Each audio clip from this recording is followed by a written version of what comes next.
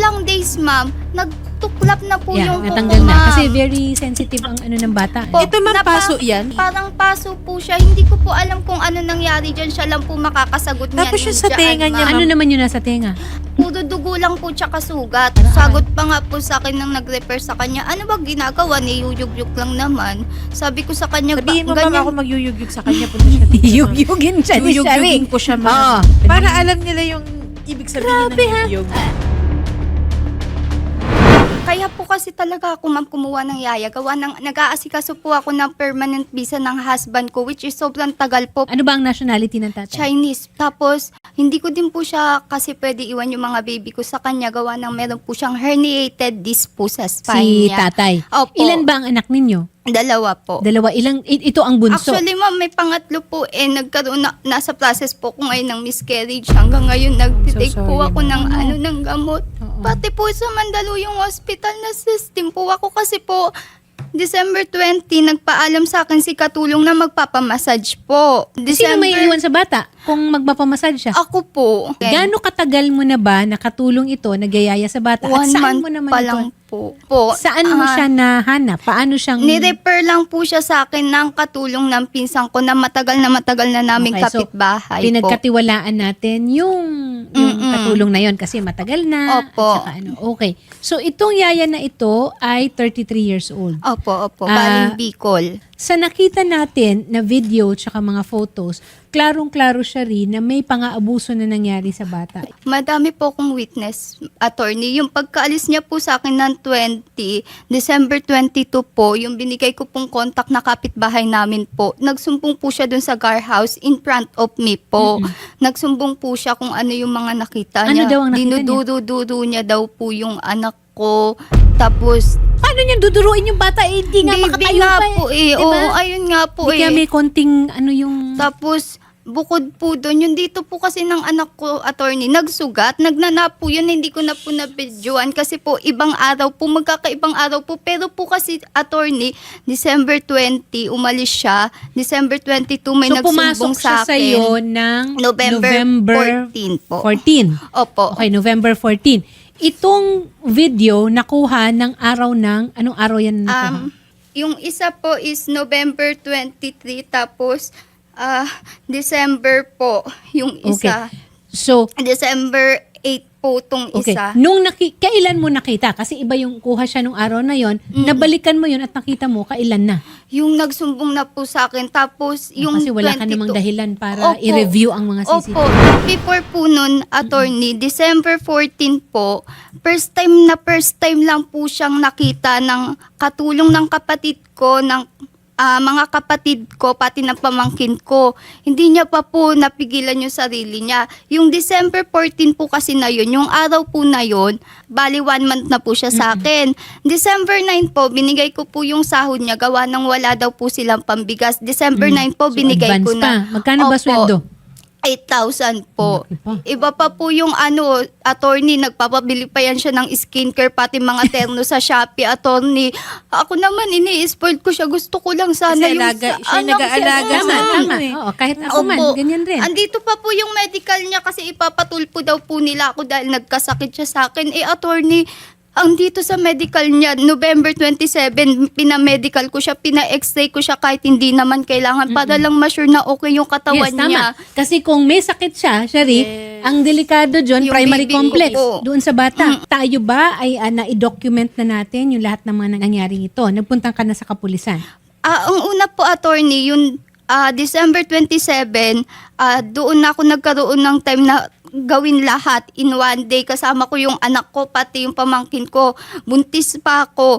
Pumunta ako muna sa PIDYA ng anak ko, pina-check ko. Since hindi niya naman ako mabigyan ng medical legal, ni-refer niya ako sa Mandaluyong Hospital. Yes, oo. Ngayon po, pumunta po ako dito kay Mandaluyong Hospital. Hindi po nila ako inaccompany since, lagpas daw po 24 hours yung case ko. Okay. So, from December 27, pinabalik nila ako ng January 3. Meron bang contact or communication in the meantime? Ngayon po, attorney, wala, blinak niya po ako eh. Tapos Okay. nagkaroon, yung sinabi ko po sa kapatid niya na eto, pinicturan ko po, yung ate mo, pinablatter ko na, ganyan. Ang hihingi po sila ng sorry, maawa daw po ako sa kanya, ganyan.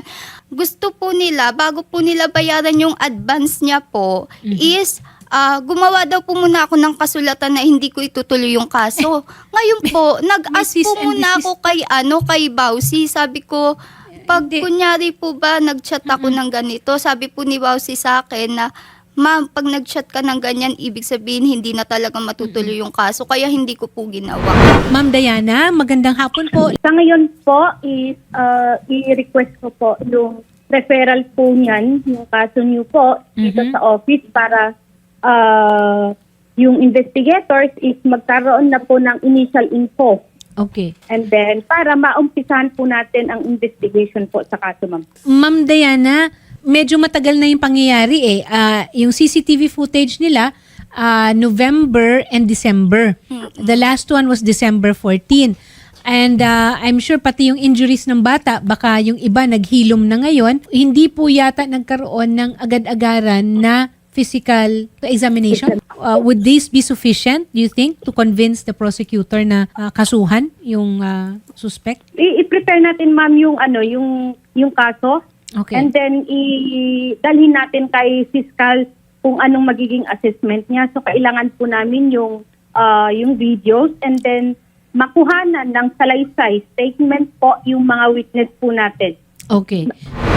Yan si Emily Joy Mahusay na pinaghahanap ngayon dahil nagyaya siya dito sa ating complainant at merong CCTV and mga salaysay, no? May Opo. witnesses na Opo, magpapatunay meron po. ng pananakit. May anak ba itong ano ba ito? Meron Asawa ba ito? po, may anak din Oh, po siya. alam mo, Parang ako siya kawawa rin yung noon, bata. pag naghahanap ako ng yaya, tinatanong ko, may anak ba? Gusto ko yung may anak. Kasi Kaya para, nga, ayun din po nasa alam. isip ko. Kami po ng husband ko, sabi namin, gusto namin may anak. Ayaw namin ng walang anak kasi para may alam sila.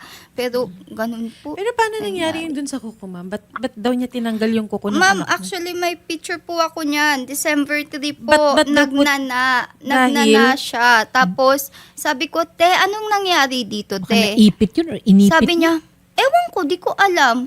Tapos, ma'am, after ilang days, ma'am, nagtuklap na po yung kuko, natanggal na. ma'am. Kasi very sensitive ang ano ng bata. May picture po ako, tsaka may date po. Yung Pero nadala mo time na- naman yung bata sa pedya. I mean, Opo, nabigyan napacheck naman. ko po. Ito, ma'am, Napa- paso yan o pasa? Ano po Yung yan, nasa ma'am? may- Parang paso po siya. Hindi ko po alam kung ano nangyari dyan. Siya lang po makakasagot niyan. Tapos yung sa tenga niya, Ano naman yun nasa tenga? Ayan po, pina-ENT ko po kasi hindi ko naman po pwede antayin yung from December 27 Anong to sabi daw, ma'am? Binigyan po siya ng pampatak kasi ang nasilip po ng ENT doctor po, puro dugo lang po tsaka sugat. Binigyan siya ng pampatak po. Okay, so there you go. I think mas siguro tulungan rin natin siya rin, no? Nang mas malalim sa siguro na pagsusuri. Kasi kung madalas niyang ginaganon yung bata, yung ginugulo, the shaken baby syndrome can cause bleeding. Internal. Parang Sagot pa nga po sa akin nang nag-refer sa kanya, ano ba ginagawa? Niyuyugyug lang naman. Sabi ko sa kanya, Sabihin mo, ma'am, ako magyuyugyug sa kanya, punta siya dito, ma'am. Yugyugin siya ni Yuyugyugin ko siya, ma'am. Para, para alam niyo yung ibig sabihin ng Kaya nga yugyug, po, ma'am. eh. Mm-mm. Kasi baby yun, ma'am. Eh. Siyempre, di ba, 11 Opo. months pa. Hindi pa nga nakakatungtong ng 1-year-old. Oo. Actually, kaka 1 Kamusta year po old yung niya lang baby niyo? ngayong January 10 po. Kamusta po yung baby niya, ma'am? Ngayon po, nagngingipin po siya, nagiiyak madalas eh. Ano po siya, pasi po siya. Ilang taon yung panganay, yung sinundan? Magti-3 na po. Magta-3, tapos ito 11 months. Mm-mm. Sorry doon sa you are nakunan ka. Alam mo, may ano talaga yan, mahirap na ipagkatiwala mo talaga. Kahit na, kuminsan kahit sa Talaga. kamag-anak pa, Opo, di ba? ayun Shari? nga po eh. Pagka iba pa rin yung talagang ikaw. Pero naiintindihan rin natin na meron ka rin mga obligasyon. Kaya Kailangan nga maghanap po. buhay. Alagang lola. Ano pa po kasi ako. Alagang lola. Nagluluto po ako from 100 pieces. Sa mga company po, nag-order sila mga bulk order. Mag-isa lang po ako nagluluto. Magpapatulong lang ako sa packaging. Kaya sobrang ano po talaga. So, ganun na lang muna, Shari. Nakausap na natin si Police Captain Diana Chugana at rest assured, alam natin ang ating mga kapulisan ay napakapulido naman yan magtrabaho. At Opo. saka lalo na pagka Women and Children's Protection Unit, alam nila yan. Thank you very much, ma'am. Thank you Schedule so po much. natin, sasamahan po namin kayo sa WCPD na po ng Mandaluyong po. Okay po. Salamat, Sige po. ma'am. At kung may Salamat tutulong po po. kami kay Bibi, ma'am, sabihin niyo na po. Salamat Thank you, po. ma'am. Thank you so Thank much. you, po. thank you. Nahanap ko tong si Emily Papupuntahin Joy kita Mahusay. kay Captain Diana Chugana.